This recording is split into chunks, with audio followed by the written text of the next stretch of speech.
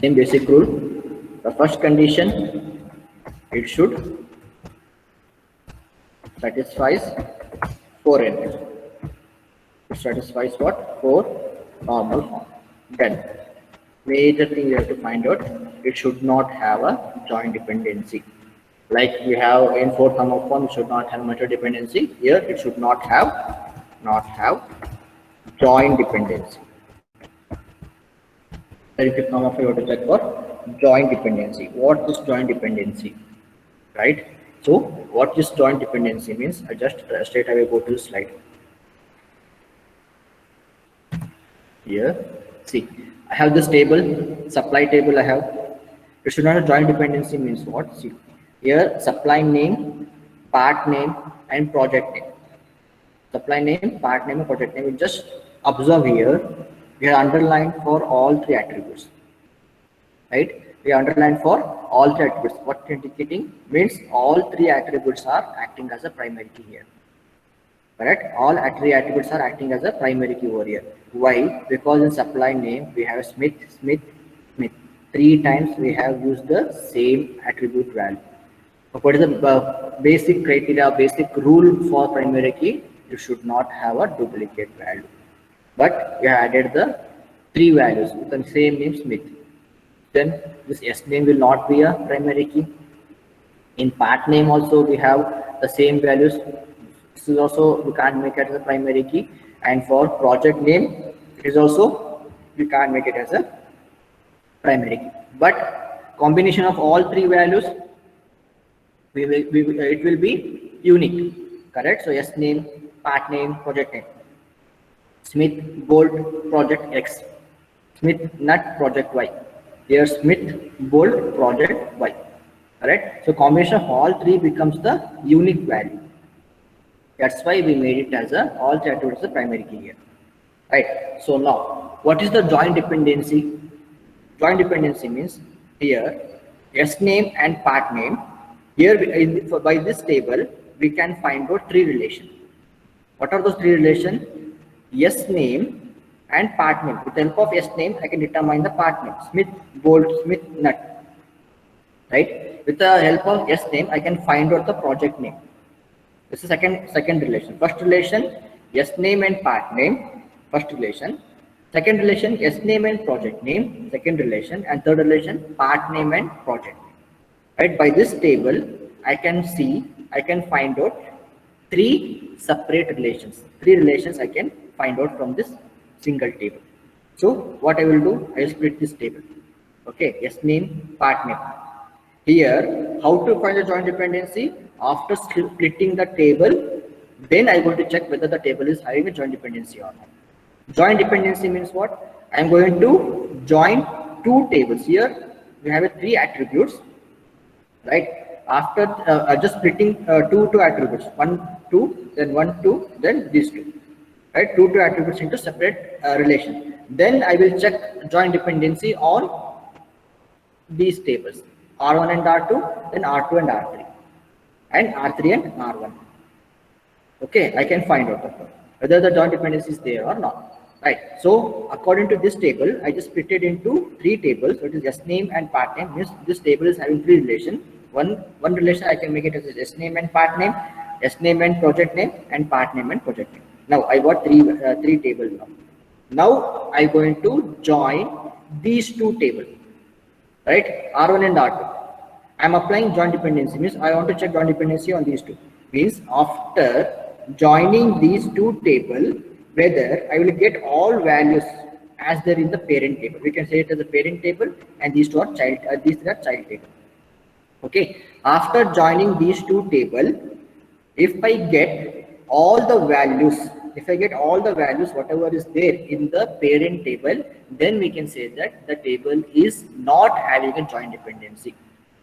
If after joining these 2 tables, if I missed any of the one tuple, okay, if I missed any of the one tuple after joining these 2, or if I get any extra tuple, after joining these 2 tables, then we can say that this table is violating 5th normal form. I will repeat. Okay, here by this table we can find out 3 relations. So according to the relation, I just split the table. This is sname and part name, sname and project name, and part name and project name. Now I'm going to use joint dependency. Now I'm going to check the joint dependency is there on this table or not. How to check? After joining these two tables, if I get all the values, has the parent table, then we can say that this table is not violating fifth normal form.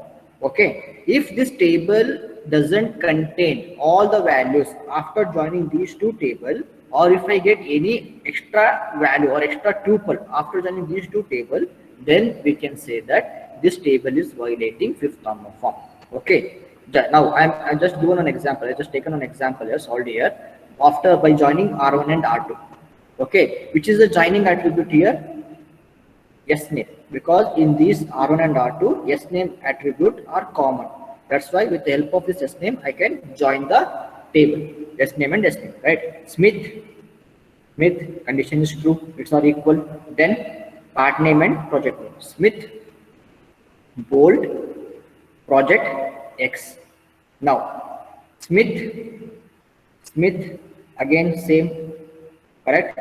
But we're having a nut here. Smith, nut, correct? So the part name is nut. Now I'm comparing second tuple with the first tuple in the R2, right? Smith, condition is true. Now Smith, nut, then project X. Smith, nut, project X. Now taking the second Smith, right? Then project Y. We got for Smith 4 tuple, one for bold, one for nut, one for project X, one for project Y. So Smith bold project X, Smith bold project Y, Smith nut project X, Smith nut project Y. Right? Smith bold project X, Smith nut project Y, then Smith nut project X and Smith nut project Y. These 4 tuples. Now check for Adam Sky. Condition is true. Now bold and project Y. Adam Sky, bold, project Y. Next, check Adam Sky is there. Yes, it is there. Then project X. What? Null project X. So Adam Sky name project X. We will get 4 values for 4 tuples for Adam Sky. I just not written that one. 4 tuples for Adam Sky. Right. Next, Walton nut. Only one value we can get, that is project check. So Walton nut project check.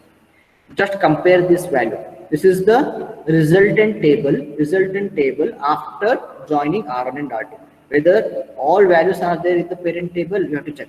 Smith bold project X, it is there. Smith bold project X, it is there. Okay, it is there. Next, Smith bold project Y. Smith bold project Y. This tuple is also there. Next, Smith nut project X. Do we have Smith nut project X in this table? Smith nut project X, it is not just Smith nut project Y is there. So this is the extra tuple. This is the extra tuple we got after joining these two tables, R1 and R2. Right. Next, Smith nut project Y. We have Smith nut project Y. Then Adam Sky bold project Y. Adam Sky bold project Y we have. So project X is there. So project Y we don't have. It is there. Adam Sky bold project Y. So this is also there.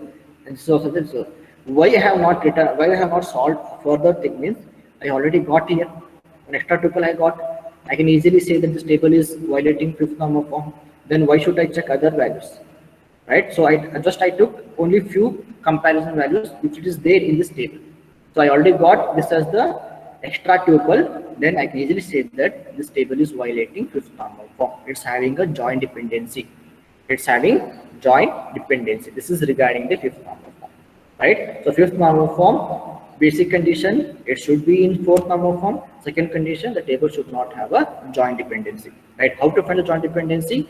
So you just see the table, split into a number of relations as the table is providing. Here according to this table, we're getting 3 relations. So we are having 3 tables.